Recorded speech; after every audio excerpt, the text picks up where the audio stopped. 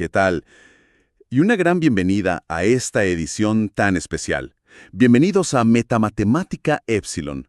Hoy analizaremos de manera didáctica, pero muy entretenida, uno de los conceptos más importantes del análisis matemático, como puede ser la topología métrica, más específicamente qué es un espacio métrico, lo que es la distancia dentro de los espacios métricos y sus axiomas. Yo estoy encantado de estar aquí para guiar esta inversión. Y yo estoy lista y muy emocionada de acompañarlos en este viaje. Hola a todos, y la verdad es que tenemos una pila de textos fascinantes sobre la mesa hoy para esta inmersión a fondo. Tal cual, nos estamos basando en obras, digamos, de autores referentes, ¿no? Como Ion Layes Lima, Julio Díaz, Francisco Raggi, Jorge Guchone y Pedro José Herrero. O sea, textos pesados, pero hermosos. Es evidente que construir el conocimiento matemático necesita pasos muy firmes. A veces, la pura intuición visual o geométrica no nos alcanza para las complejidades del análisis moderno. Y ahí es donde entra nuestra misión de hoy, ¿verdad? Queremos desmitificar estas matemáticas avanzadas para quienes nos escuchan, demostrar que abstraer algo tan cotidiano como la distancia es en realidad un atajo brillante para entender la estructura de infinitos universos matemáticos, sin abrumar con jerga. Exactamente. Y para dar un poco de contexto general, hay una analogía visual maravillosa que extraemos del texto de Herrero. Imaginemos una lámina de goma. Una lámina de goma, ¿ok? Sí, una lámina donde tenemos figuras dibujadas. En la topología general pura, las reglas nos permiten estirar esa goma, encorvarla, retorcerla, todo lo que querramos con transformaciones continuas. Lo único que está prohibido es romper el material o, digamos, perforarlo. O sea, un círculo se puede estirar hasta parecer un espagueti largo, siempre y cuando no lo rompamos. Tal cual. Pero bajo esas reglas tan elásticas, conceptos rígidos como la longitud o los ángulos pierden todo su sentido. Un centímetro estirado ya no es un centímetro. Claro. Así que nuestra misión en la charla de hoy es dar el siguiente paso lógico. Es tomar esa lámina de goma topológica y agregarle una regla de medir estricta. Y esa transición de lo elástico a lo medible, de lo cualitativo a lo cuantitativo, tiene una historia. Porque no es que un día alguien se despertó y dijo, vamos a complicar las cosas con axiomas. No, para nada. Había una necesidad urgente. El nacimiento formal de lo que llamamos espacio métrico ocurre a principios del siglo XX. Fue Maurice Fréchet, un matemático francés, quien lo introdujo en 1906. Y luego Félix Hausdorff lo fue puliendo.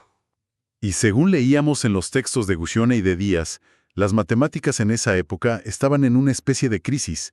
Empezaron a aparecer estos monstruos o lo que ellos llaman fenómenos patológicos. Fenómenos patológicos, exacto. Es un término que suena casi médico. Y lo es porque la intuición humana colapsaba. Hablamos de curvas unidimensionales que de repente rellenaban todo un cuadrado bidimensional, o funciones que son continuas pero que no puedes derivar en ningún punto. Esos monstruos hacían que depender solo del ojo o de la intuición fuera un peligro. Ese era el gran problema. La topología sinmétrica permitía tantas rarezas que frenaba el desarrollo de otras ramas matemáticas. Así que los espacios métricos surgieron como un salvavidas, una teoría rigurosa para domesticar estos espacios abstractos y devolverlos a un terreno manejable. Como ponerle correa al monstruo. Sí, algo así. Y si conectamos esto con el panorama general, esta formalización de Fréchet fue vital. Fue la chispa para disciplinas enteras como el análisis funcional, que luego desarrolló Stefan Banach. Se unificaron cosas que antes parecían no tener relación, como sucesiones de números, matrices y funciones. De repente, todo compartía el mismo ADN estructural. Es alucinante. O sea, abstraer algo tan simple como la distancia de un punto A a un punto B sirvió para resolver problemas gigantescos en campos totalmente distintos. Bueno, vamos a desempacar esto. ¿Qué hace que una distancia sea una distancia?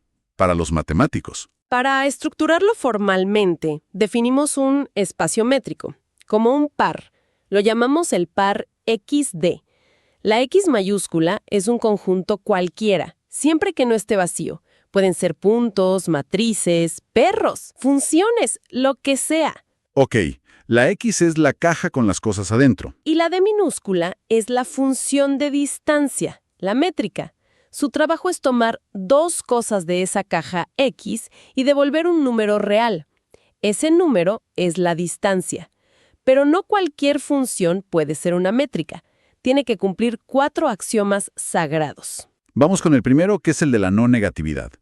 Básicamente dice que la distancia nunca, jamás, puede ser menor a 0. La distancia entre dos puntos siempre es 0 o positiva. Si vas a medir algo, no puedes tener menos 3 metros de distancia. Exacto. Es el pilar de la estabilidad. No quieres que las distancias se anulen solas al sumarse.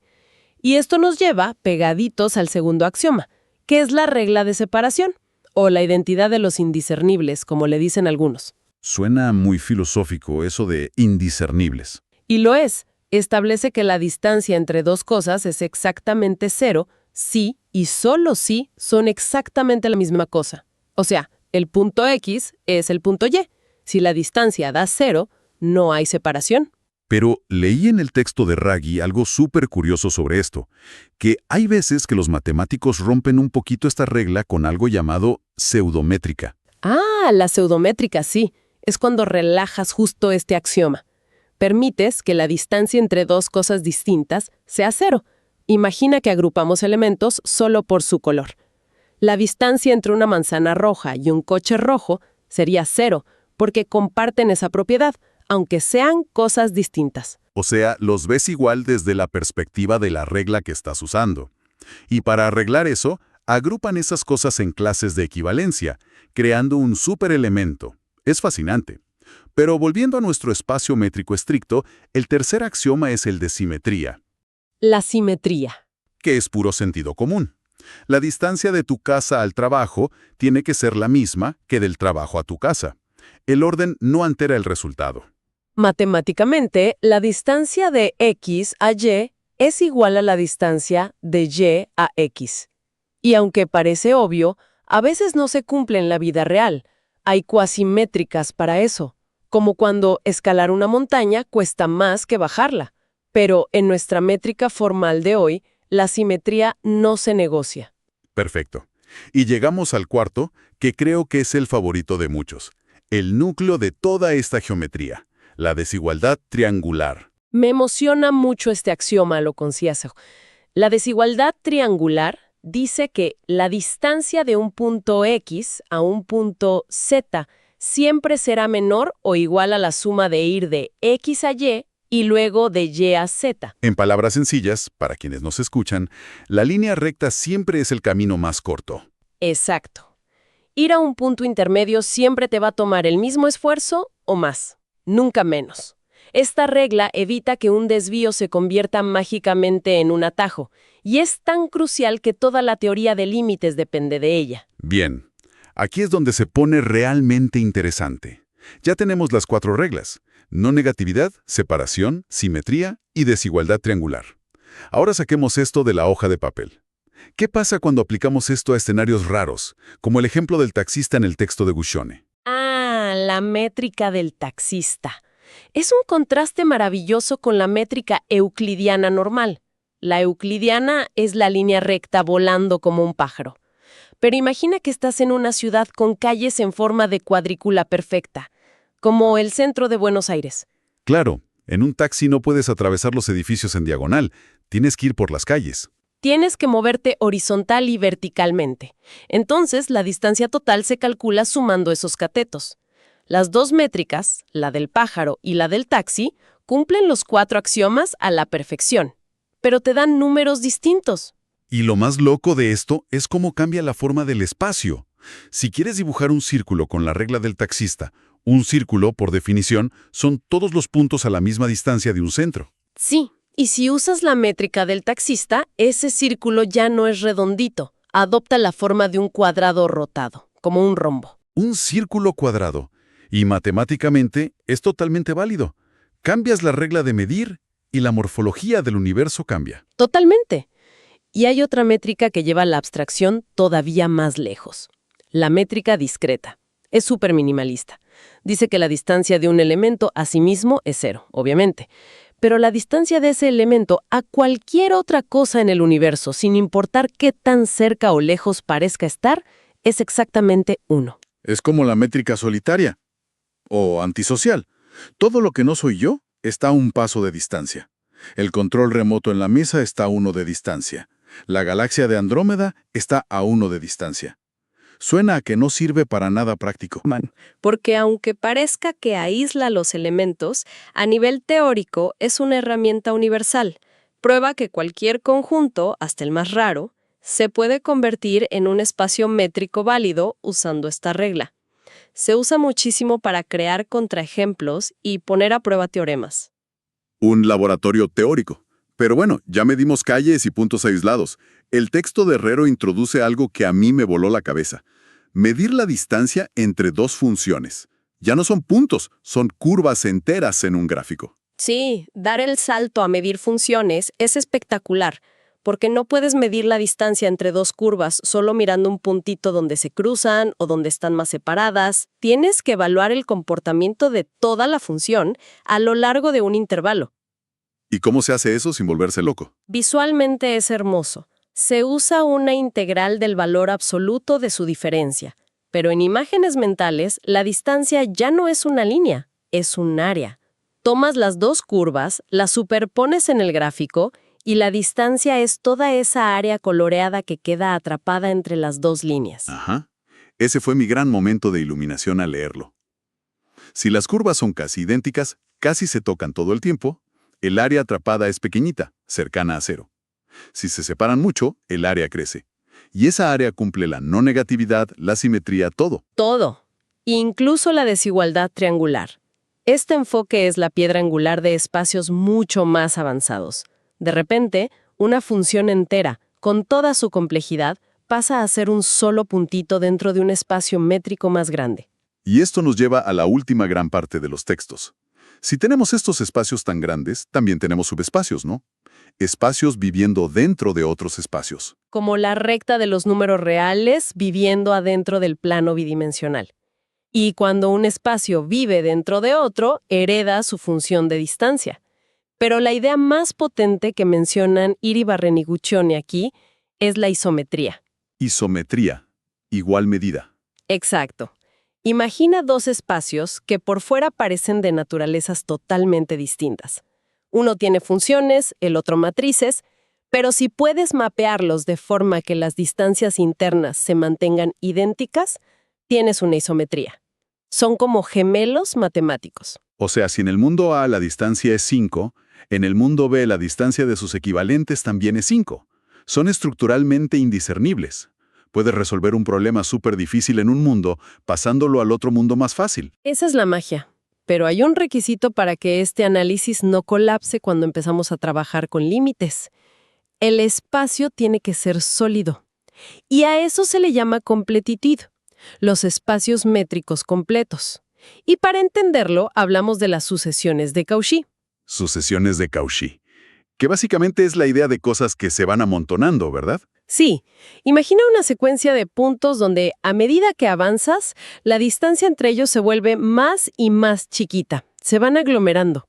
La intuición te grite que si se están amontonando tanto, tienen que estar chocando contra un punto de destino final. Tienen que converger en algún lado. Pero el drama matemático es que a veces ese destino final no existe dentro del espacio en el que estás trabajando. Como el clásico ejemplo de los números racionales, las fracciones. Si vas creando una sucesión de fracciones que se acercan a la raíz cuadrada de 2, cada vez están más juntitas. Pero la raíz de 2 es irracional, no es una fracción. Exactamente, entonces esos puntos se están acercando a un agujero negro. El punto al que quieren llegar no existe en su universo. Esa es una deficiencia estructural grave. Un espacio métrico completo es aquel que no tiene agujeros, como los números reales. Toda sucesión de Cauchy aterriza seguro en un punto que sí existe ahí. Y por eso los espacios completos son tan vitales para el cálculo. Lo fascinante aquí es cómo los matemáticos, solo con definir qué es la distancia y exigir esta completitud, lograron encapsular ideas titánicas como la continuidad y los límites. No necesitan coordenadas físicas específicas para demostrar teoremas súper complejos. Y cuando juntas un espacio métrico completo con propiedades de vectores, llegas a los famosos espacios de Banach, nombrados por Stefan Banach, que mencionabas antes. Entonces, ¿qué significa todo esto para quienes nos escuchen hoy? El gran resumen y el valor real de lo que vimos en todas estas fuentes hoy radica en el pensamiento crítico. La topología métrica nos demuestra que cuando defines las reglas del juego con precisión quirúrgica, evitas el caos. Abstraer la idea de distancia nos protege de los engaños de nuestra propia vista y nos permite explorar mundos infinitos con un rigor total. Estructurar lo incognoscible. Sí, y esto plantea una pregunta importante. ¿Cómo adaptamos estas estructuras tan perfectas a problemas modernos fuera de la matemática pura? Y me parece que esa es la reflexión ideal para cerrar nuestro análisis de hoy. Porque si el intelecto humano logró sintetizar algo como la distancia en 4 reglas para medir tanto una ciudad cuadriculada como áreas abstractas entre funciones, imaginemos qué pasaría si llevamos este espacio métrico al mundo humano. ¿Llevar la topología a la sociología o a la biología? Tal cual. Imaginemos un espacio métrico donde podamos calcular con rigor matemático la distancia evolutiva entre 2 códigos genéticos, o la distancia estructural entre 2 lenguajes humanos. E incluso, ¿qué pasaría si construyéramos un espacio métrico para medir la distancia entre distintas opiniones políticas? ¡Wow! Si logramos definir una métrica que cumpla con la no negatividad, la separación, la simetría y la desigualdad triangular, de pronto los debates ideológicos podrían estudiarse como puntos aglomerándose en una sucesión de Cauchy. Podríamos estudiar la filosofía o la sociedad con la precisión fría y pura de la geometría. Es un ejercicio mental alucinante que dejamos en la mente de cada persona nuestra audiencia para que lo exploren por su cuenta. Un horizonte verdaderamente infinito para seguir pensando. Así es. Y con eso agradecemos profundamente la atención en este viaje profundo a través de la topología métrica. Sigan analizando las estructuras de su entorno, busquen las distancias invisibles y nos encontraremos en la próxima exploración del conocimiento. Hasta entonces.